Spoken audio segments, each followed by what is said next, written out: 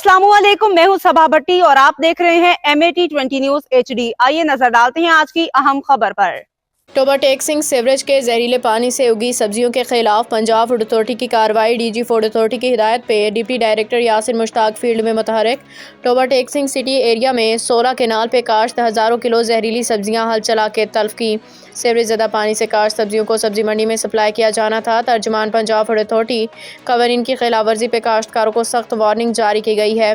जहरीले पानी से उगने वाली सब्जियों का इस्तेमाल गैस्ट्रो, टाइफाइड और हेपेटाइटिस समेत दीगर मुज़ी अमराज का सबब बनता है। गंदे पानी से सिर्फ गैर खुर्दनी सब्जियां काश्त की जा सकती हैं। सूबे भर में सीवरेज के पानी से सब्जियों की काश्त पे पाबंदी आयद, खिलाफ वर्जी पे सख्त एक्शन होगा।